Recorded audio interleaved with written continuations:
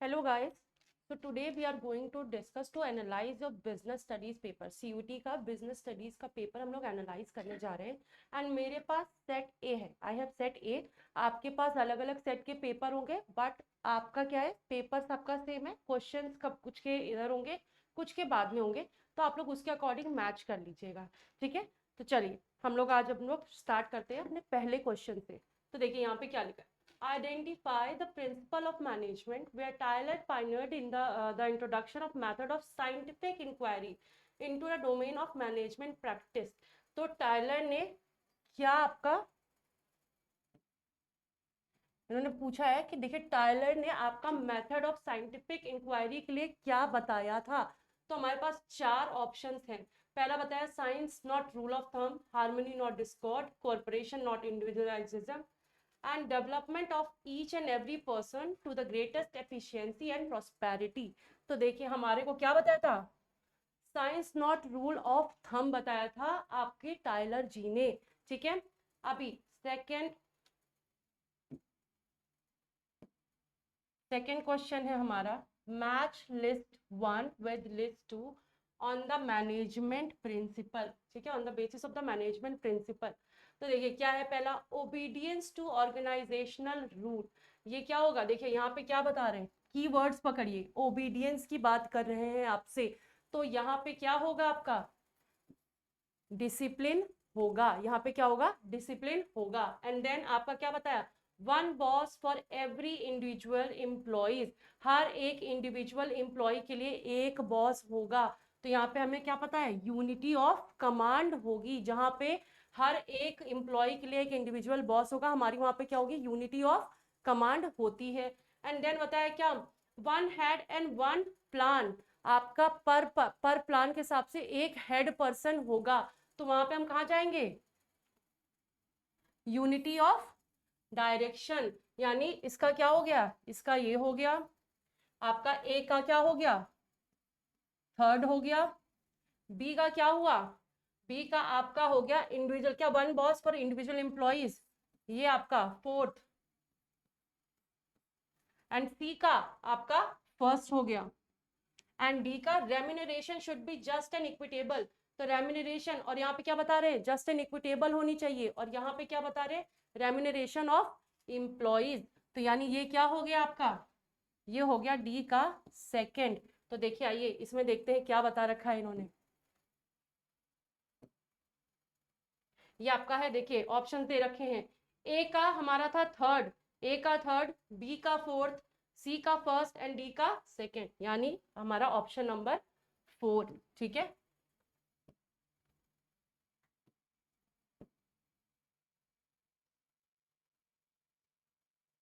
अब चलते हैं हमारे थर्ड क्वेश्चन पे. ओके, क्या बताया, देखिए the aim of which technique given by F W. Taylor is to reduce a given line और प्रोडक्शन. अभी देखिए यहाँ पे क्या बता रहे हैं, to reduce a given line of a production to fixed type sizes. These are your keywords. Type, sizes and characteristic. ठीक है, हमारे जहाँ पे टाइप आ जाती है, साइज आ जाते हैं, कैरेक्टरिस्टिक्स आ जाते हैं, इसको हमें फिक्स करना होता है. तो वहां कर क्या रहे होते हैं, स्टैंडर्डाइजेशन कर रहे होते हैं. क्या कर रहे होते हैं, स्टैंडर्डाइजेशन कर रहे होते हैं. सो दिस इज हमारा स्टैंडर्डाइजेशन ऑफ वर्क. यानी 3 का हमारा क्या होगा, 3 का हमारा ऑप्शन नंबर 3 होगा, स्टैंडर्डाइजेशन ऑफ वर्क. चलिए क्वेश्चन नंबर 4 पे आते हैं.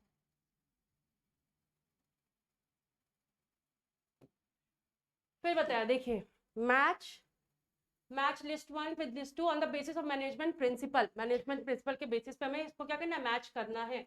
तो पहला बताया, employees turnover should be minimalized. Employees turnover को मिनिमलाइज करना है. तो हमारा यहाँ क्या होता है, स्टेबिलिटी ऑफ पर्सनली. ठीक है, एंड सेकेंड हमारा क्या पूछा है, एम्फसाइज काइंडनेस एंड जस्टिस. हमारा काइंडनेस एंड जस्टिस होना चाहिए. तो यानी हमारे यहाँ पे क्या आती है, इक्विटी आती है. एंड फिर उसके बाद chain of authority and communication from top to bottom. यहाँ चेन की बात कर रहे हैं कि हमारी क्या है, अथॉरिटी टॉप टू बॉटम की हमें क्या करनी है, चेन बनानी है. तो हमारा क्या आ जाता है, हमारा स्केलर चेन आ जाती है. एंड देन हमारा आता है प्रमोट टीम स्पिरिट. हमारी टीम स्पिरिट को हमें क्या करना है, प्रमोट करना है। तो हमारे यहाँ पे क्या आ जाएगा, स्पिरिट द कॉर्प्स, ठीक है। तो यानी हमारा क्या है, फर्स्ट का फर्स्ट, सेकंड का सेकंड, थर्ड का फोर्थ है एंड फोर्थ का थर्ड, ठीक। तो यहाँ पे हमारा फर्स्ट का फर्स्ट है, सेकंड का सेकंड है, थर्ड का आपका क्या है फोर्थ, एंड फोर्थ का क्या है, फोर्थ का आपका थर्ड। तो देखिए यहाँ पे हमारे ऑप्शंस दे रखे हैं, ठीक है। ऑप्शंस में जाइए, फर्स्ट हमारा क्या है, फर्स्ट का फर्स्ट, सेकंड का सेकंड, सी का हमारा है फोर्थ एंड डी का आपका है थर्ड, यानी ऑप्शन नंबर 3, यानी आपका ऑप्शन नंबर 3 है, ठीक है। हम लोग चलते हैं अपने क्वेश्चन नंबर 5 पे। देखिए यहाँ पे क्या बताया इन्होंने, बोले under which dimension of business environment online booking of air ticket, online booking of air ticket includes, ठीक है, इंक्लूडेड। लीगल डायमेंशन में तो आता नहीं है, ठीक है, इकोनॉमिक डायमेंशन में भी नहीं आता है, ये टेक्निकल डायमेंशन में ही आता है, सोशल डायमेंशन में भी ये नहीं आएगा। तो यहाँ पे जो ये इन्होंने बच्चे ने किया है ना, ये तो गड़बड़ है, लेकिन ये आपका क्या है, टेक्निकल डायमेंशन आपका सही आंसर है। आप ऑनलाइन बुकिंग ऑफ टिकट करते हो, वो आपका क्या होता है, टेक्निकल डायमेंशन में जाता है, ठीक है।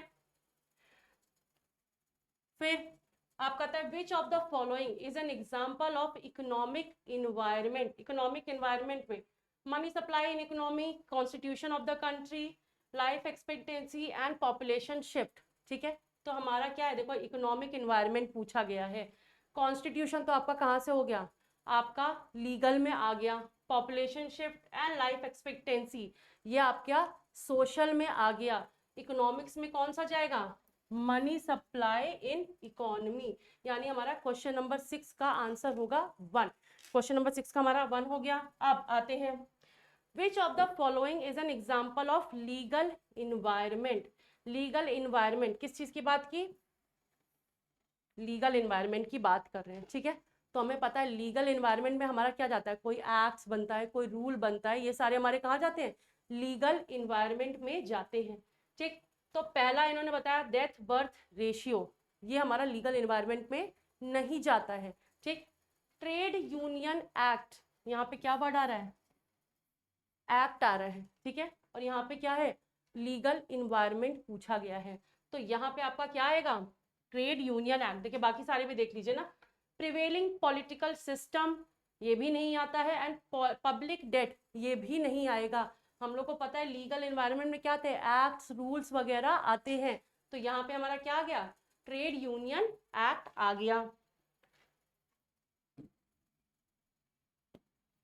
चलिए क्वेश्चन नंबर 8 पे चलते हैं।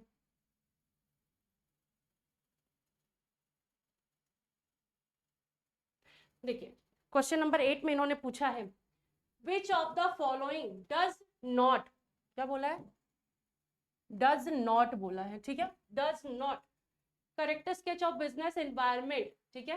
पहला पूछा, पहला बोला इंटर रिलेटेड है, दूसरा एक्सटर्नल फोर्स है। यहाँ पे अब देखिए, यहाँ पे डज नॉट पूछा है, ठीक है, तो हमें ये देखना पड़ेगा क्या नहीं है हमारा, ठीक है।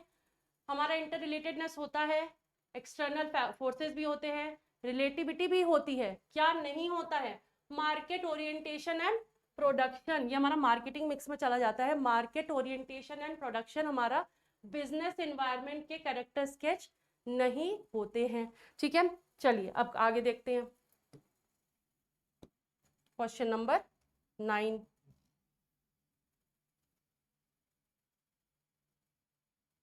देखिए बोल रहे हैं identify the current sequence of steps under planning function. हमें प्लानिंग फंक्शन के क्या करने हैं, सीक्वेंस,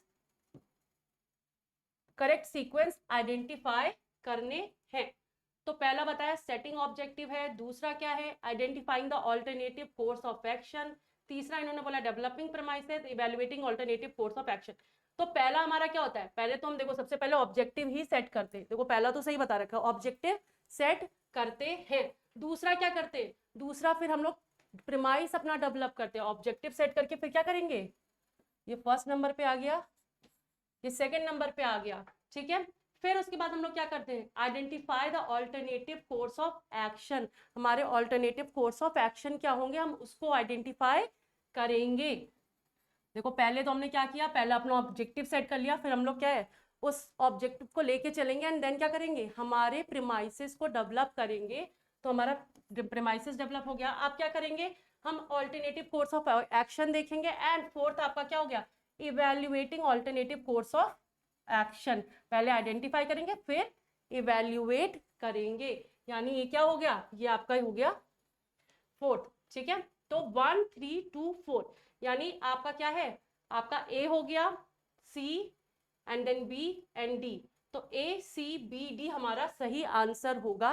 तो हमारा सही आंसर कौन सा है, ए सी बी डी, ये वाला हमारा सही आंसर है, ठीक है।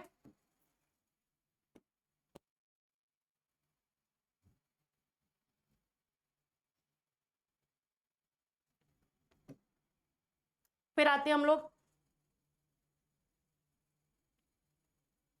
Identify the correct sequence of selection process. Selection process का करेक्ट आपका सीक्वेंस क्या होता है, ठीक है। तो पहला बताया इन्होंने selection decision, employment interview, selection tested, reference checking. But हमारा सबसे पहले क्या होता है, सबसे पहले एम्प्लॉयमेंट इंटरव्यू लिया जाता है, सबसे पहले हमारा एम्प्लॉयमेंट इंटरव्यू होता है। उसके बाद क्या होता है, उसके बाद हम सिलेक्शन डिसीजन लेते हैं। उसके बाद हम लोग सिलेक्शन डिसीजन लेकर के फिर क्या करते हैं, फिर रेफरेंस चेक करते हैं एंड लास्ट में क्या करते हैं, सिलेक्शन टेस्ट लेते हैं, ठीक है। तो पहला क्या करते हैं, पहला हमारा एम्प्लॉयमेंट इंटरव्यू होता है, दूसरा हमारा सिलेक्शन डिसीजन होता है, तीसरा हमारा जो होता है वो रेफरेंस चेकिंग होती है, चौथा सिलेक्शन टेस्ट होता है, ठीक है। तो हमारा सही आपका जो चल रहा है, आपका ऑप्शन जो सही होगा वो होगा बी, ये हमारा हो गया बी, फिर ए, फिर डी एंड फोर्थ आपका सी, यानी आपका हो गया बी, आप जाओ ए, फिर D and C, B A D C, ठीक है। बी ए डी सी आपका सही ऑप्शन है। तो यहाँ पे आपका option number 3 B A D C होगा, ठीक है। चलो आगे क्वेश्चन नंबर 11 की तरफ मूव करते हैं।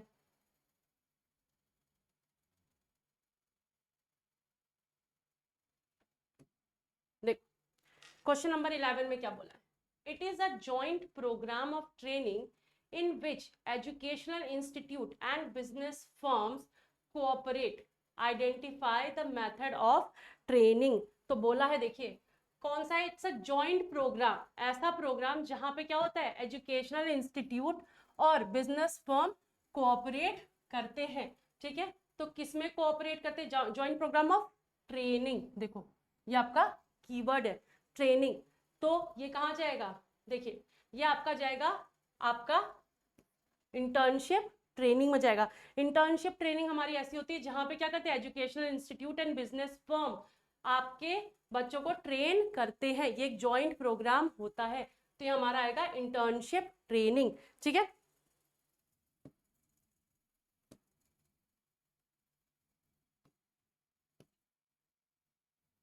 चलिए क्वेश्चन नंबर 12 की तरफ मूव करते हैं। अब ये देखिए क्या बता रहे हैं, match list 1 with list 2 on the basis of meaning and name of concept, ठीक है। Meaning and name of concept की तरफ से हमें क्या करना है, मैच करना है। तो पहला बताया कि देखिए choosing the most appropriate candidate, आपका जो मोस्ट अप्रोप्रिएट कैंडिडेट है उसको हमें चूज करना है। तो पहला तो हमारा क्या होता है, अप्रोप्रिएट कैंडिडेट कैसे चूज करते हैं, पहला सिलेक्शन में जाते हैं। तो ए का तो हो गया 1। फिर candidate is given an introduction to superior, हमारे जो ओरिएंटेशन प्रोग्राम्स चलते हैं वहां पे हम लोग क्या करते हैं, कैंडिडेट को सुपीरियर से क्या करते हैं, इंट्रोडक्शन करवाते हैं। तो दूसरे का भी क्या हो गया, ओरिएंटेशन, बी का भी ओरिएंटेशन हो गया। Learning the skill related to a job, हमारी क्या है, जॉब से रिलेटेड स्किल हमें टीच कराई जाती है, यानी हमें ट्रेनिंग दी जाती है। तो यहाँ पे क्या हो गया, इसका हो गया ट्रेनिंग, यानी हमारे यहाँ सी का क्या हो गया 4th। एंड डी का searching for the prospective employees, prospective employees के लिए सर्च कर रहे हैं हम लोग, क्या कर रहे हैं, रिक्रूटमेंट कर रहे हैं। तो ये हो गया हमारा 3। तो ए का 1, बी का 2, सी का 4 एंड डी का 3। तो हमारे यहाँ पे ऑप्शंस में देख लीजिए, ए का 1, बी का 2, सी का 4 एंड डी का 3, यानी हमारा ऑप्शन नंबर 3 ही सही आंसर है। ठीक है,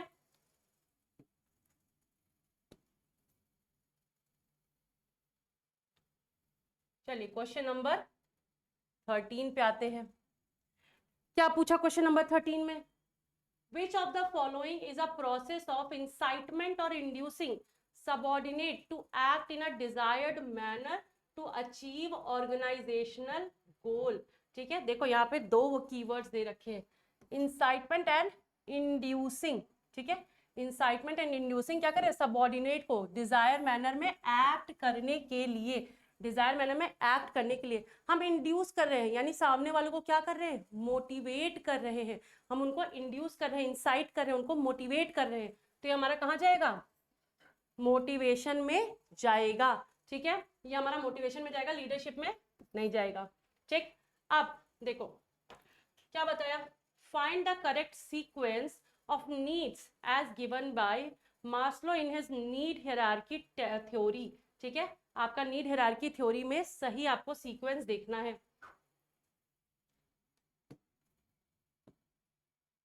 चलो इसको ऊपर कर देते हैं थोड़ा सा। हाँ, अभी देखो क्या देखना है, नीड हायरार्की थ्योरी में सही सीक्वेंस। पहला है बिलोंगिंगनेस नीड्स, दूसरा आपका आ रहा है सेफ्टी एंड सिक्योरिटी नीड, तीसरा आ रहा है सेल्फ एक्चुअलाइजेशन नीड एंड चौथा एस्टीम नीड। तो पहला तो हमें क्या होता है, पहला हमें सेफ्टी चाहिए होती है। तो सबसे पहले हम क्या करेंगे, सबसे पहले हम देखेंगे हमारी सेफ्टी एंड सिक्योरिटी है भी या नहीं। तो सबसे पहले हमारा सेफ्टी एंड सिक्योरिटी आता है। फिर हमारा दूसरे नंबर पे क्या आता है, बिलोंगिंगनेस नीड आती है कि हम यहाँ पे बिलोंग कर पा रहे हैं या नहीं कर पा रहे हैं। तीसरे नंबर पे क्या होता है, हमारी एस्टीम नीड्स आती हैं। कौन सी नीड्स आती है, एस्टीम नीड्स आती हैं। एंड चौथे नंबर पे हमारे लास्ट में आता है सेल्फ एक्चुअलाइजेशन नीड्स। चौथे नंबर पे हमारा क्या आएगा, सेल्फ एक्चुअलाइजेशन नीड आएगा। तो यानी ए का 2 हो गया, बी का 1 हो गया, सी का 4 हो गया एंड डी का 3 हो गया। ठीक है, यानी हमारा सही आपका क्या चल रहा है, ये आपका हो गया ए का। ठीक है, ये पहले आपका A B A and D and C, इस तरह से आपका आएगा। तो बी ए डी सी, अभी देखो B A D C, B A D C, third number वाला आपका ऑप्शन सही है। ठीक है, चलो आगे चलते हैं, फिफ्थ वाला देखते हैं।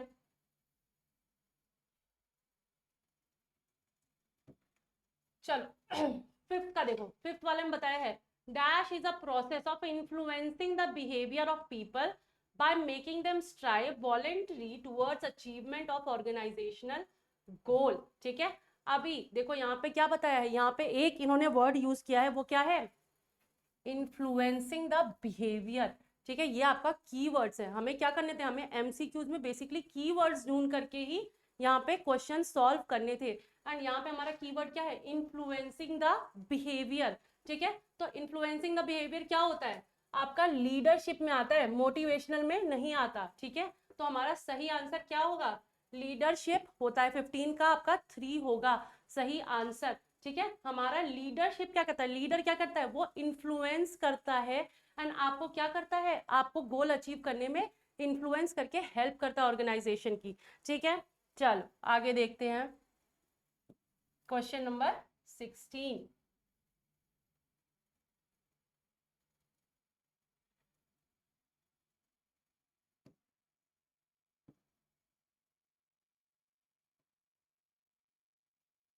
ठीक है, अभी देखो क्या बताया, विच of the following is not a limitation of controlling. ठीक है, अब यहाँ पे देखो इन्होंने बोला क्या, नॉट अ लिमिटेशन, लिमिटेशन नहीं है। ठीक है, कॉस्ट अफेयर्स हमें क्या है, कंट्रोलिंग करते हैं।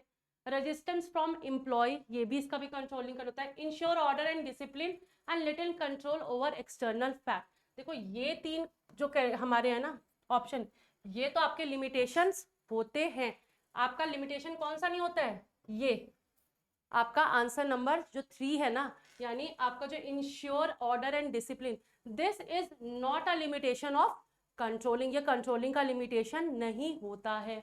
ठीक है, आगे देखते हैं, identify the correct sequence of controlling process, हमारे कंट्रोलिंग प्रोसेस का करेक्ट सीक्वेंस क्या है, ठीक है।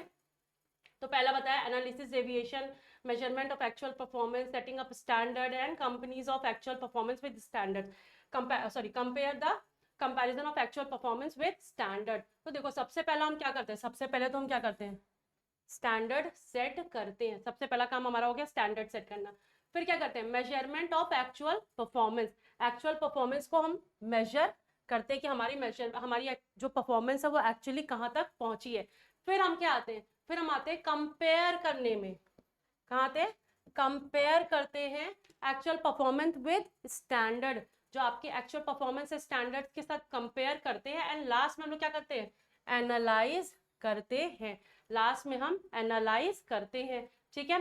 तो हमारा क्या हो गया, देखो हमारा आपका आंसर हो गया, answer number 4, C B D A, C B फिर आपका बी हो गया, फिर डी फिर ए हो गया, ठीक है। ये आपका 17 का आंसर है। चलिए क्वेश्चन नंबर 18 की तरफ मूव करते हैं।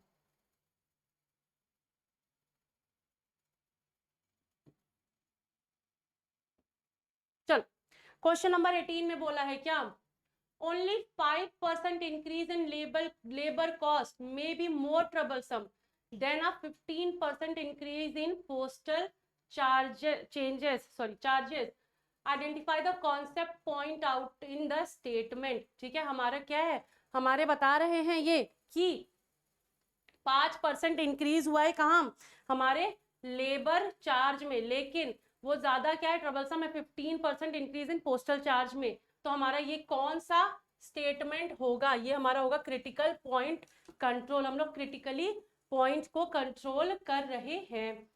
फिर आपका आ गया question number 19,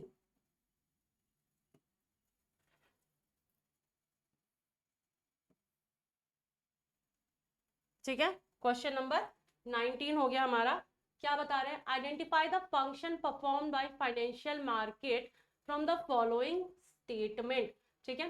holder of asset can readily sell their financial assets through the mechanism of financial market. तो देखो ये बोल रहे हैं कि देखिए आप क्या है, इससे बताइए ये जो हमारा स्टेटमेंट है ये हमारे फाइनेंशियल मार्केट का कौन सा फंक्शन परफॉर्म कर रहा है। तो बता रहे देखिए आपके जो असेट्स के होल्डर है ना वो इजीली क्या कर सकते हैं, इजीली अपने असेट को सेल कर सकते हैं। तो जहां पे हम अपना क्या है, रेडिली यानी इजीली कभी भी अपने असेट को सेल कर सकते हैं फाइनेंशियल मार्केट में। तो ये हमारा क्या बताता है, लिक्विडिटी की तरफ इशारा कर रहा है। यानी यहाँ पे क्या बात कर रहे हैं, ये बात कर रहे हैं कि जो फाइनेंशियल मार्केट क्या करता है, एक फंक्शन परफॉर्म करता है, वो कौन सा होता है, लिक्विडिटी, प्रोवाइड लिक्विडिटी। तो यहाँ पे जो बात हो रही है वो क्या हो रही है, पॉइंट नंबर 2 की, यानी आपका करेक्ट जो आंसर है वो क्या है, पॉइंट नंबर 2 आपका करेक्ट आंसर है, ठीक है।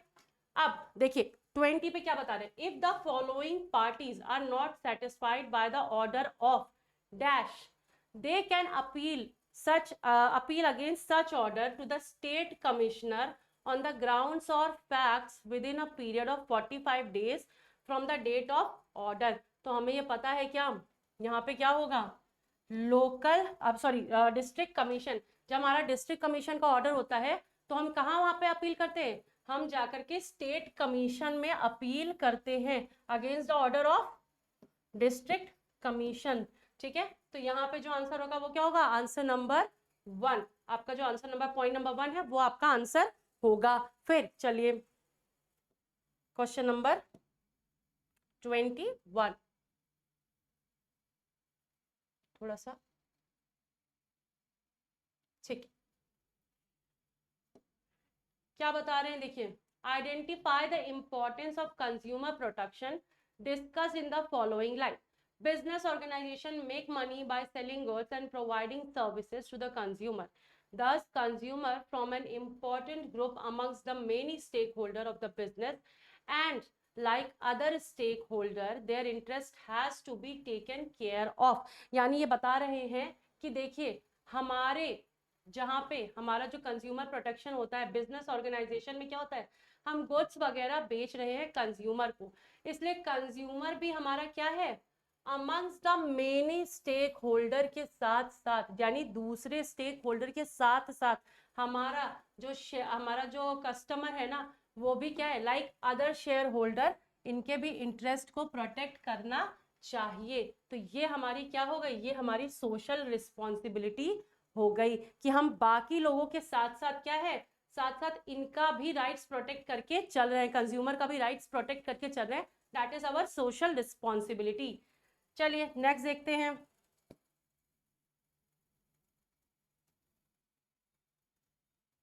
नेक्स्ट आपका question number 22।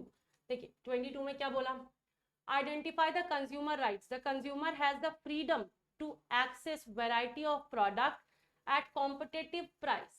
This implies that the marketeers should offer a wide variety of product in terms of quality, brand, price and size etc. ठीक है, यानी यहाँ पे बात क्या कर रहे हैं, देखो ये बात बता रहे हैं कि हमारे पास freedom to access variety of various product है।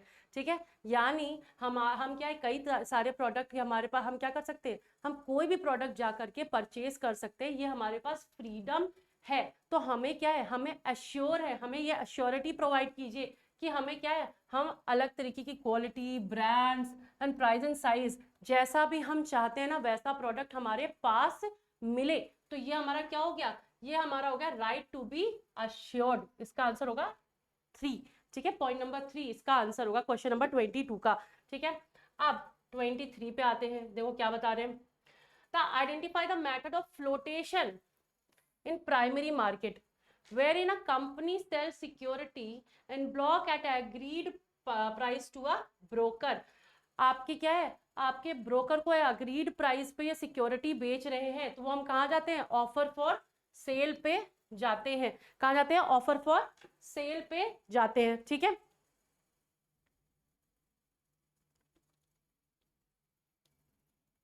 चलिए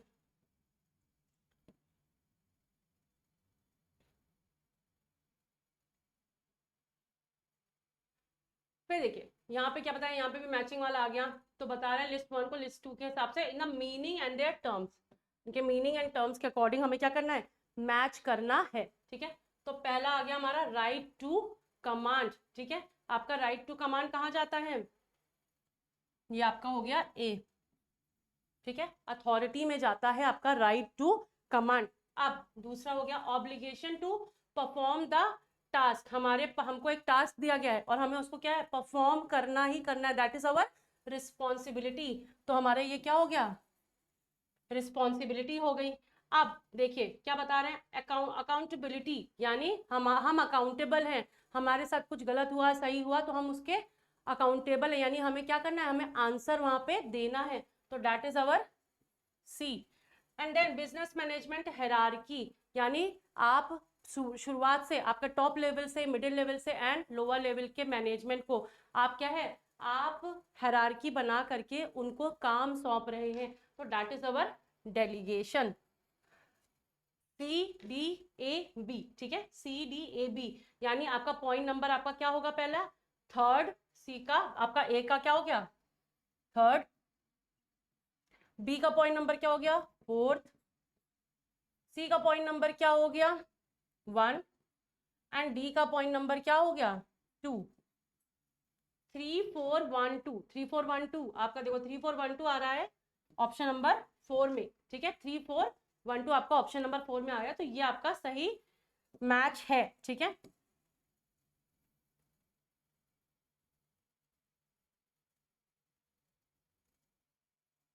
चल देखिए क्वेश्चन नंबर 25 में क्या बताया, identify the correct sequence of organising functions of management. हमारे मैनेजमेंट के ऑर्गेनाइजिंग फंक्शन को करेक्ट सीक्वेंस में लगाना है। तो सबसे पहले क्या होता है, देखिए सबसे पहले identification and division of work करते हैं हम लोग, सबसे पहला काम। तो ये सबसे पहला काम करते हैं। ठीक है, पहला काम हमारा सी होता है। ठीक, फिर उसके बाद क्या करते हैं, डिपार्टमेंटलाइजेशन करते हैं, सबको एक एक डिपार्टमेंट अलॉट करते हैं कि आप इस डिपार्टमेंट में रहोगे, आप इस डिपार्टमेंट में रहोगे। ठीक है, फिर हम क्या करते हैं, उनको ड्यूटीज असाइन करते हैं। क्या करते हैं, ड्यूटीज असाइन करते हैं कि आप ये काम करोगे एंड आप ये काम करोगे। एंड लास्ट में आप क्या करते हो, ये आपका लास्ट हो गया establishing authority and reporting relationship. ठीक है, ये आप लास्ट में काम करते हो। तो आपका पहला क्या हो गया, सी, फिर बी, फिर डी, फिर ए, सी बी डी ए। ठीक है, सही आंसर है आपका C B D A, C B D A, यानी फोर्थ नंबर आपका, पॉइंट नंबर 4 आपका सही आंसर है।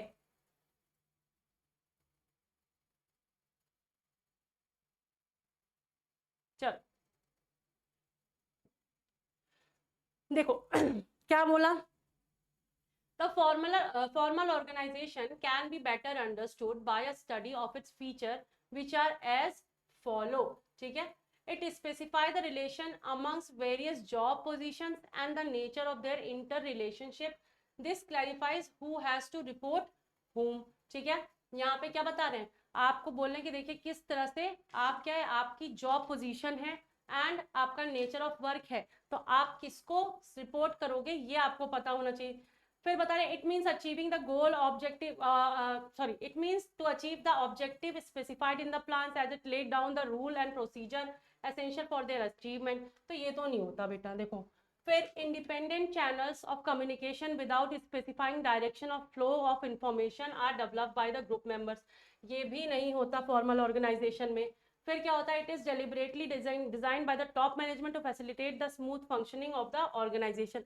ये भी नहीं होता। होता क्या है आपका फॉर्मल ऑर्गेनाइजेशन में स्पेसिफाई करता है रिलेशनशिप, क्या करता है कि कौन सी जॉब पोजीशन किसको मिलेगी और उनका क्या नेचर ऑफ वर्क होगा और वो किसको रिपोर्ट करेंगे। This is the function of आपका फॉर्मल ऑर्गेनाइजेशन, ये उनका फीचर होता है।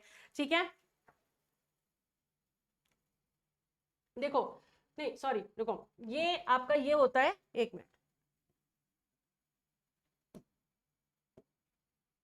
देखो क्या होता है द फॉर्मल ऑर्गेनाइजेशन, ये होता है आपका, पहला तो होता है। ठीक है, दूसरा फिर से बताइए, it means to achieve the objective specified in the plans as it lays down and procedure essential for their achievement.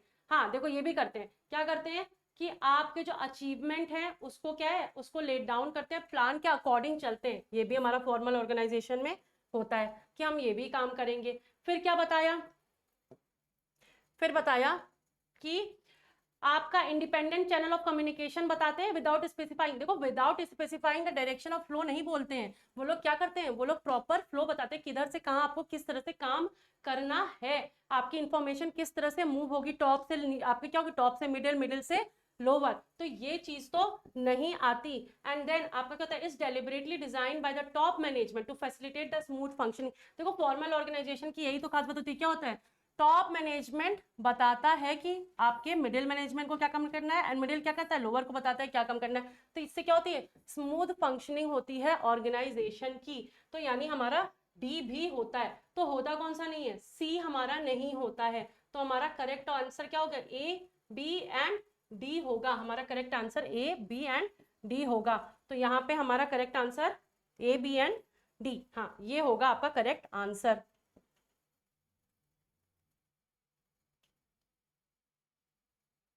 देखो अब यहाँ पे इनफॉर्मल ऑर्गेनाइजेशन की बात कर रहे हैं। ठीक है, इनफॉर्मल ऑर्गेनाइजेशन की बात करें कि इसमें क्या है, इंपॉर्टेंस क्या क्या है इनफॉर्मल ऑर्गेनाइजेशन के। ठीक है, तो देखो पहला तो बताया prescribed line of communication are not followed. देखो इनफॉर्मल ऑर्गेनाइजेशन होता है तो होता क्या है, फॉर्मल में तो प्रिस्क्राइब्ड आपकी लाइन होती है, कम्युनिकेशन कैसे चलना है ये आपको पता होता है। ठीक है, लेकिन इनफॉर्मल ऑर्गेनाइजेशन में आपकी जो कम्युनिकेशन कैसे होनी है ये आपका फॉलो नहीं होता। Thus informal organisation lead to faster spread of information as well as quick feedback. ठीक है, ये होता है।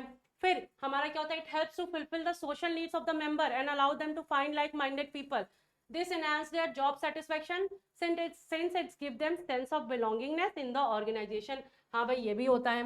फिर हमारा क्या नहीं होता, क्या क्या होता है देखते हैं, it contributes to towards fulfilment of the organisation objective by compensating of inadequacy in the formal organisation. ये भी होता है।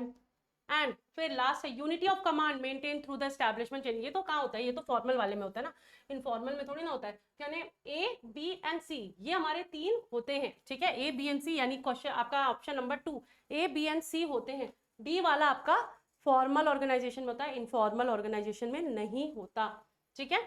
चल आगे देखते हैं।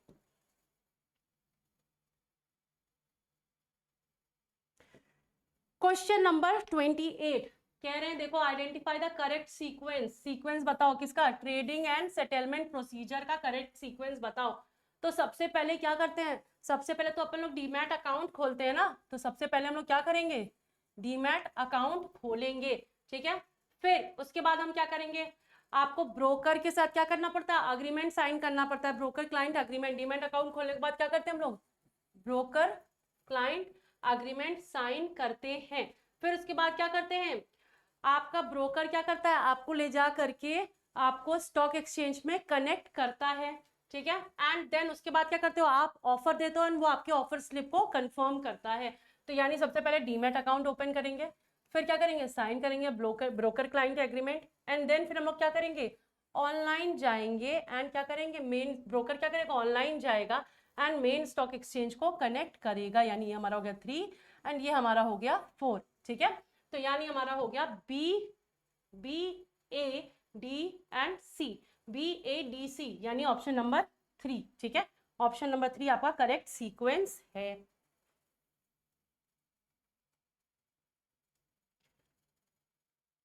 चल question number 29, the market where existing security are brought and sold as known as. देखो यहाँ पे किसकी बात हो रही है, एग्जिस्टिंग सिक्योरिटीज की बात हो रही है, आपकी फ्रेश सिक्योरिटी की बात नहीं हो रही है। एंड एग्जिस्टिंग सिक्योरिटी हमारी कहाँ पे फ्लोट होती है, सेकेंडरी मार्केट में फ्लोट होती है, ठीक है। अब question number 30, qualities of successful entrepreneur do not include. देखो यहाँ पे बता रहे हैं क्वालिटीज हमारी इंक्लूड नहीं होगी,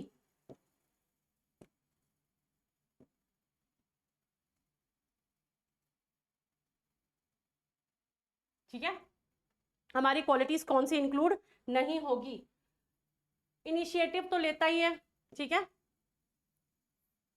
सक्सेसफुल एंटरप्रेन्योर, सेल्फ कॉन्फिडेंट भी रहता है, रिस्क अवॉइडर एंड वेल्थ क्रिएटर। तो बेटा देखो जो आपका अच्छा एंटरप्रेन्योर होता है ना, वो रिस्क अवॉइड नहीं करता है, रिस्क लेता है। एंड सिंस इन्होंने पूछा है कि डू नॉट इंक्लूड, तो हमारा रिस्क अवॉइडर क्या होगा, सही आंसर होगा। 30 का आपका सी 3 वाला पॉइंट आपका सही आंसर होगा, ठीक है।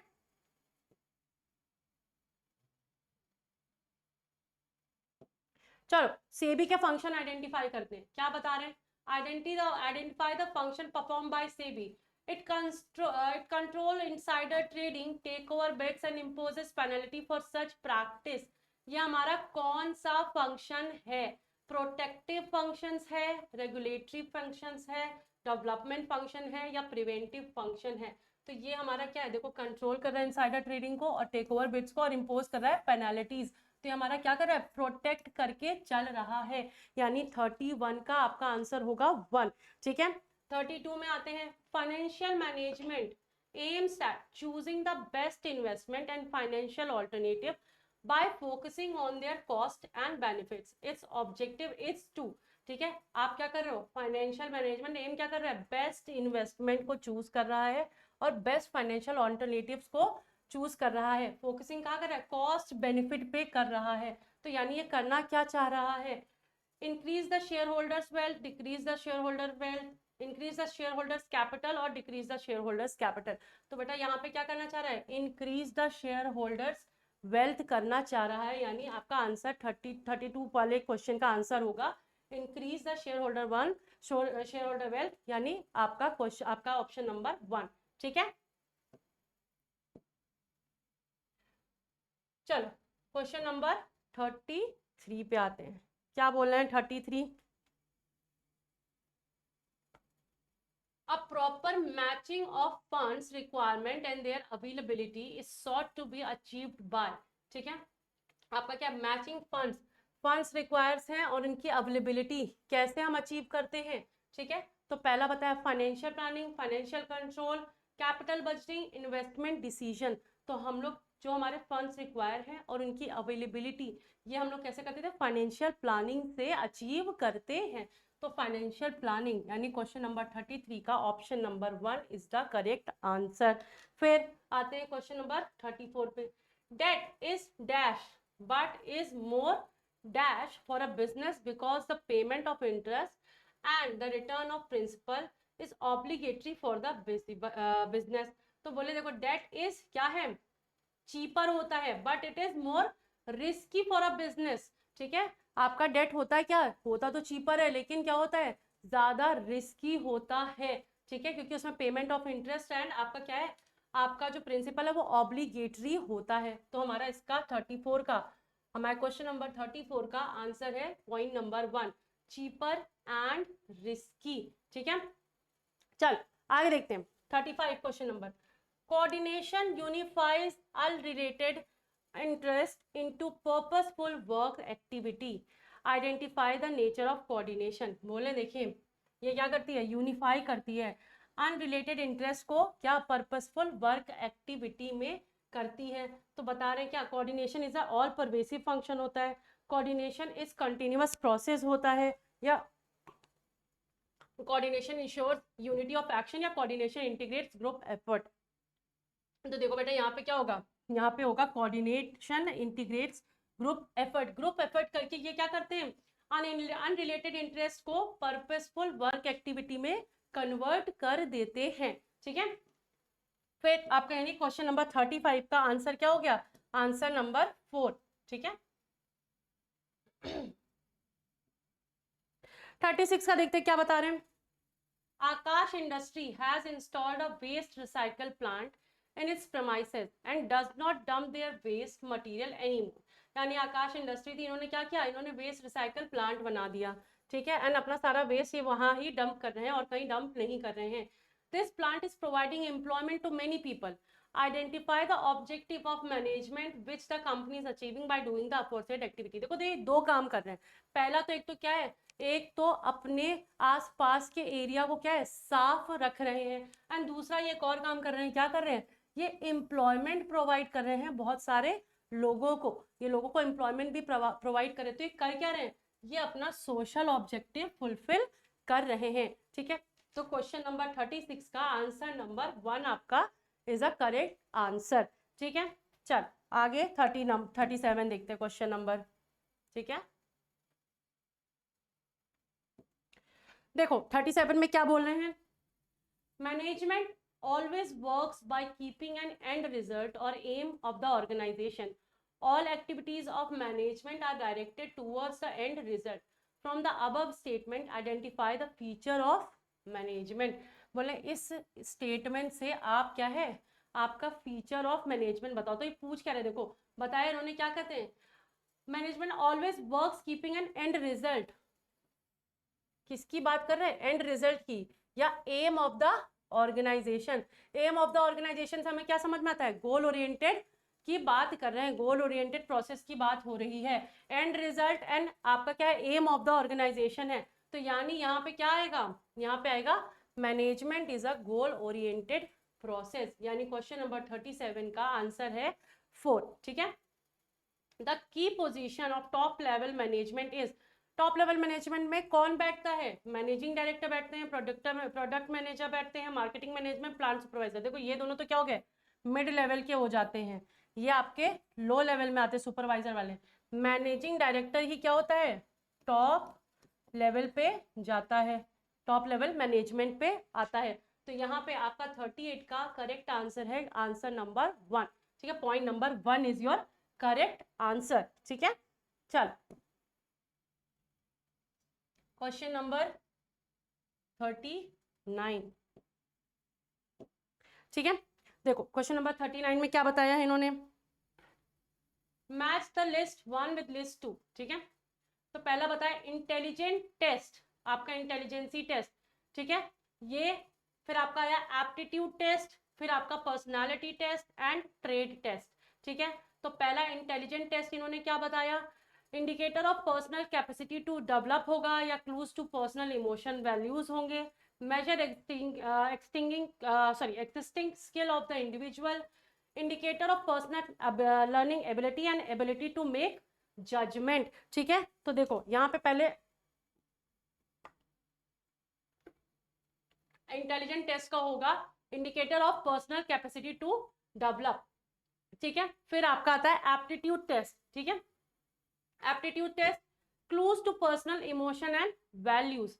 एंड सी का आपका होता है क्या, पर्सनालिटी टेस्ट, ठीक है। मेजर एग्जिस्टिंग स्किल और इंडिविजुअल या trade test, indicator of personal ability and ability to make judgement. तो इसका करेक्ट आंसर होगा पहला, तो क्या होगा, इंटेलिजेंट टेस्ट, इंडिकेटर की इंडिकेट के personal ability and ability to make judgement, ठीक है। फिर आपका था बी, एप्टीट्यूड टेस्ट क्या होगा, indicator to personal capacity to develop, ये कैसे डेवलप कर रहे हैं। बी क्या होगा आपका, सॉरी सी, ये बी है।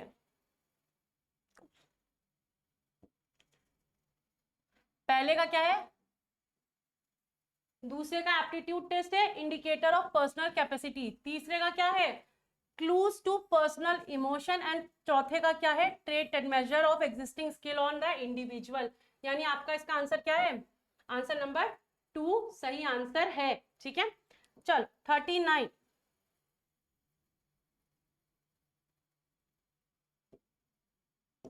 देखो 39 पे क्या बता रहे हैं, 39 पे पूछ रहे हैं, सॉरी 40 पे पूछ रहे हैं, which of the following are advantage of functional structure of an organisation. किसकी एडवांटेज पूछ रहे हैं, functional structure of an organisation की एडवांटेज पूछ रहे हैं, ठीक है।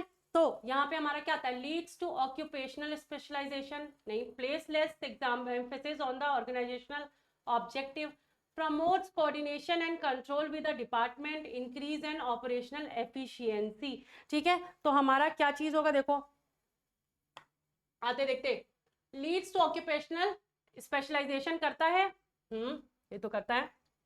फिर हमारा क्या हुआ आपका, प्रमोट्स प्लेस लेस एम्फेसिस और ऑर्गेनाइजेशनल ऑब्जेक्टिव, ठीक है, ये तो नहीं। Promotes coordination and control with the department, ये भी होता है, ठीक है।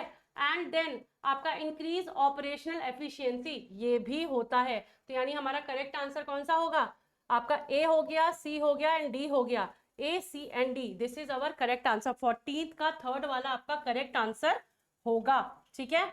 चल आगे चलते हैं, क्वेश्चन नंबर 41। तो यहाँ पे देखिए केस स्टडी दे रखी है, ठीक है, केस स्टडी दे रखी है एंड उसी के अकॉर्डिंग फिर आपसे क्वेश्चन पूछा गया है, ठीक है। तो आपका क्वेश्चन नंबर है 41। देखिए केस स्टडी क्या बताए, just food is a food chain offering different snacks like chips, biscuit, chocolate chip cookie, cake etcetera through their own retail outlets to make their products available to the customer at right time, right place. They are also selling their products to the grocery store additional to their own outlet. यानी इन्होंने क्या कर रखा है, इन्होंने अपना एक outlet बना रखा है एंड ये क्या कर रहे हैं, ताकि बाकी जगहों पे भी क्या हो जाए, बाकी जगहों पे भी इनके जो प्रोडक्ट है वो अवेलेबल हो। तो इन्होंने ग्रोसरी स्टोर में भी अपने आउटलेट्स बना रखे हैं। The taste, quality and packaging are given utmost care. Taste, quality and packaging पे utmost care दी गई है and they are offering good quality, so they are able to charge higher price than their competitor. ठीक है, and ये क्या कर रहे हैं, गुड क्वालिटी भी दे रहे हैं, इसके कारण ये क्या कर ले रहे हैं, ये दूसरे से ज्यादा प्राइस भी, अपने कॉम्पिटिटर से ज्यादा प्राइस भी क्या कर ले रहे हैं, चार्ज कर ले रहे हैं। To increase their sales, they are using different offers like free gifts. ये अपने increase सेल को increase करने के लिए free gifts देख रहे हैं, cashback वगैरह ऑफर कर रहे हैं। They are offering discounts to customers on various occasion and various occasion में क्या है, discounts भी ये provide कर रहे हैं।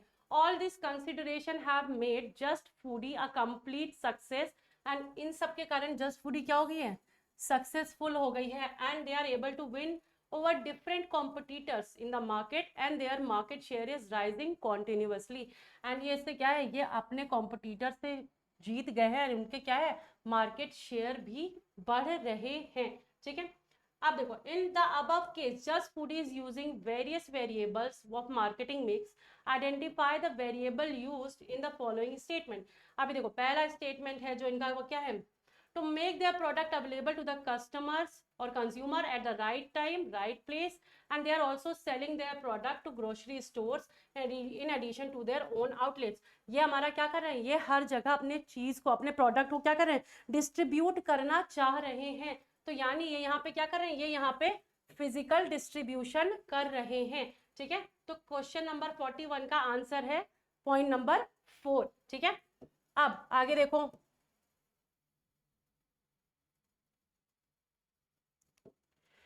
फिर बताया, identify the element of marketing mix in the following statement. The taste, quality and packaging are given utmost care. Taste, quality, packaging में अटमोस्ट केयर दी गई है. यानी ये किस मिक्स की बात करें, देखिए taste, product, quality and packaging में अटमोस्ट केयर दिया गया है. यानी ये यहाँ पे प्रोडक्ट मिक्स की बात कर रहे होंगे. तो यहाँ पे देखो क्या है, प्रोडक्ट मिक्स है, प्राइस मिक्स है, प्रमोशनल मिक्स, फिजिकल डिस्ट्रीब्यूशन. यानी यहाँ पे किसकी बात कर रहे हैं, प्रोडक्ट मिक्स की बात कर रहे हैं. 42 नंबर का आंसर होगा पॉइंट नंबर 1. ठीक है, they are able to charge higher price than their competitors. अपने कॉम्पिटिटर्स से क्या है, हायर प्राइस आपका चार्ज कर ले रहे हैं. Which element of marketing mix is discussed in this statement. देखो प्रोडक्ट मिक्स तो क्या बात हो गई, पैकेजिंग वगैरह की बात हो गई. अभी यहाँ पे बात किसकी हो रही है, हायर प्राइस की बात हो रही है. तो यानी यहाँ पे किस चीज की बात हो रही है, प्राइस मिक्स की बात की जा रही है. यानी क्वेश्चन नंबर 43 का आंसर हो गया पॉइंट नंबर 2. ठीक है, अब 44 में जाते हैं. To increase their sales they are using different offers. अपने सेल को इंक्रीज करने के लिए क्या कर रहे हैं, डिफरेंट ऑफर लगा रहे हैं, फ्री गिफ्ट दे रहे हैं, कैशबैक वगैरह दे रहे हैं. ठीक है, अब यहाँ पे किस मार्केटिंग मिक्स की बात की जा रही है, तो देखो यहाँ पे क्या करें, फ्री गिफ्ट, कैशबैक की क्या है, हमारे प्रमोशन कर रहे हैं ना हम अपने गुड्स का. तो यहाँ पे हमारा क्या होगा, हमारा प्रमोशन मिक्स होगा. प्रमोशन मिक्स, देखो ये प्रमोशन मिक्स, यानी क्वेश्चन नंबर 44 का पॉइंट नंबर 3 आपका, ऑप्शन नंबर जो 3 है वो आपका सही आंसर है. ठीक है, 45 पे चलते हैं. देखिए क्या बोल रहे हैं, देखो 45 पे क्या बोला, to increase their sales they are using different offers, free gift, cashback etcetera. They are offering discounts to customer on various occasion.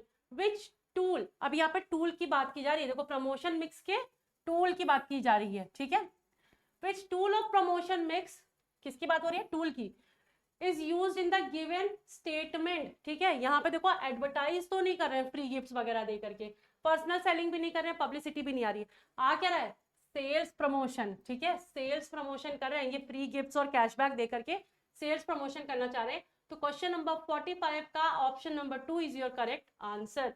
ठीक है, अभी देखो एक और आपका क्या है, एक और आपकी केस स्टडी है. ठीक है, यहाँ पे क्या बताया, Indian oil is India's largest commercial organisation. It is the top rank Indian company in the Fortune global 500 listing 2017. Indian Oil vision is driven by the group of dynamic leaders who have made it a name to reckon with an over 34,000 strong workforce. Marathon company Indian Oil has helping to meet Indian energy's demand and reaching petroleum products in every part of India for over 5 decades. ठीक है, अब देखो क्या बताया, ये आपकी case study है. इन्होंने सारे पॉइंट्स यहाँ पे दे रखे हैं. ठीक है, केस स्टडीज तो सबने पढ़ी होंगी. ठीक है, अभी हम लोग देखते हैं क्वेश्चन नंबर 46 में क्या पूछा. चलो तो केस स्टडी पढ़ लेते हैं. पहला क्या बताया, it plans to increase its business operation all around world. पहले तो क्या किया, प्लान कर रहे हैं कि बिजनेस ऑल अराउंड वर्ल्ड बन जाए. The company plans to invest भी कर रहे हैं 20,000 crore in 2017-18 acquisition and plans to expand overseas. In the company is always believing to be ahead of the demand. Last year too, IOC has invested close to 20,000 crores, including around 16,000 crores in various Indian project and acquisition for the upstream in Russia. यहाँ पे investment की बात हो गई.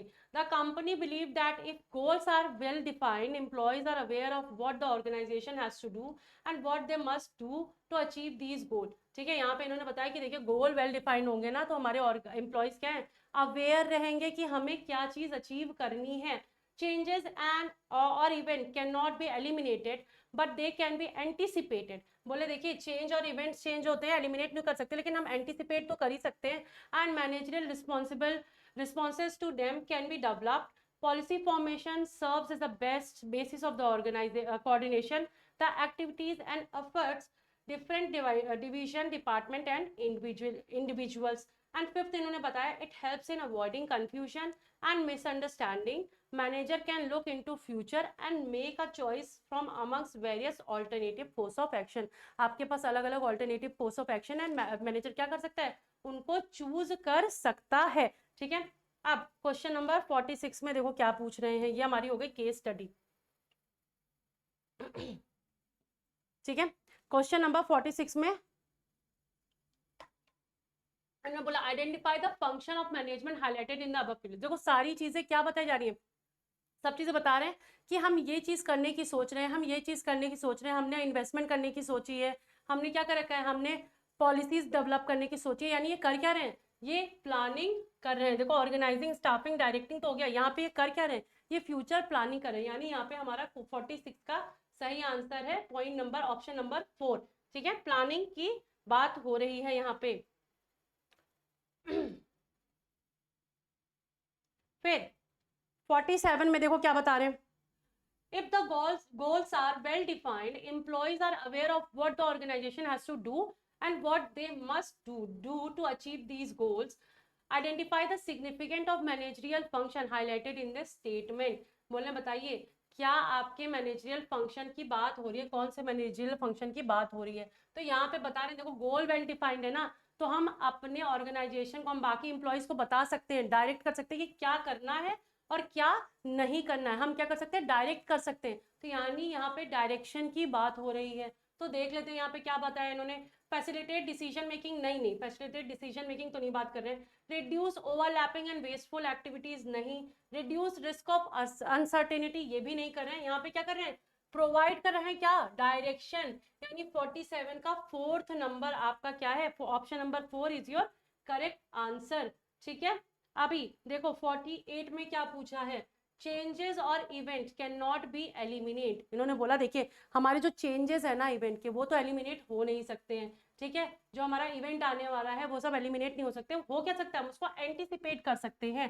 And उसी के according क्या है, मैनेजर रिस्पॉन्स कर सकता है. Identify the significance of managerial function highlighted in this statement. बोले देखिए इसमें क्या है, provide direction, reduce of uncertainty, reduce of overlapping and wasteful activities and facilitate decision making.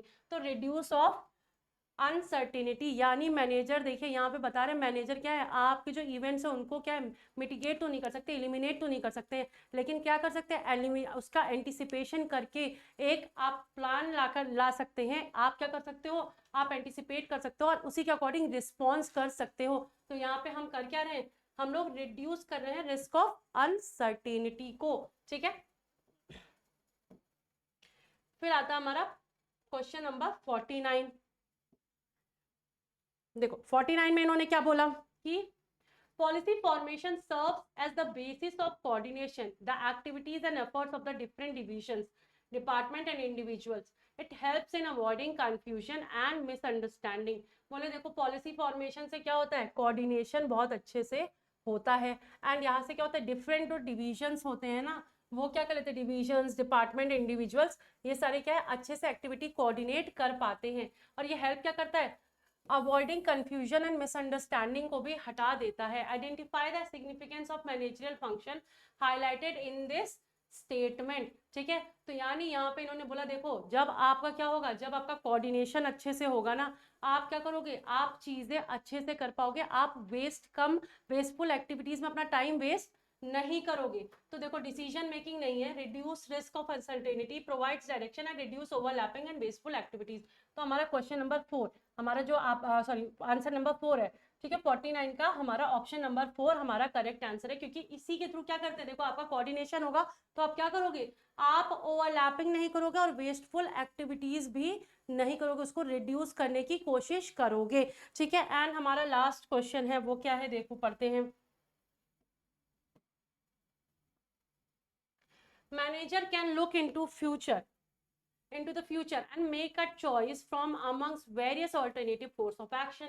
Identify the significance of managerial function highlighted in this statement. कहने देखो future में देख सकता है और चॉइस कर सकता है और उसी हिसाब से alternative course of action select कर सकता है. ठीक है, मैनेजर क्या करता है, आपका फ्यूचर को देखता है, एक ऑप्शन चूज करता है और उसी के अकॉर्डिंग क्या करता है, आपका या तो दूसरा ऑल्टरनेटिव कोर्स ऑफ एक्शन आपका देखता है. तो यानी यहाँ पे मैनेजर कर क्या रहा है, यहाँ पे मैनेजर एक डिसीजन मेकिंग प्रोसेस पे जा रहा है. ठीक है, तो यहाँ पे हमारा क्या है, हमारा आंसर होगा 15 का, क्वेश्चन नंबर 15 का option number 4, facilitate decision making, आपका ये सही आंसर होगा. ठीक है, तो देखो हमारा जो क्वेश्चन पेपर था हमने क्या किया, कीवर्ड्स देख करके, नोट्स देख करके एनालाइज किया एंड उसको क्या किया, उसी अकॉर्डिंग सॉल्व किया.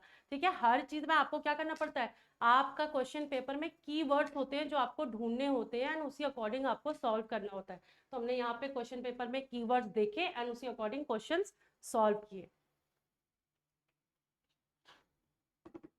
थैंक यू बेटा.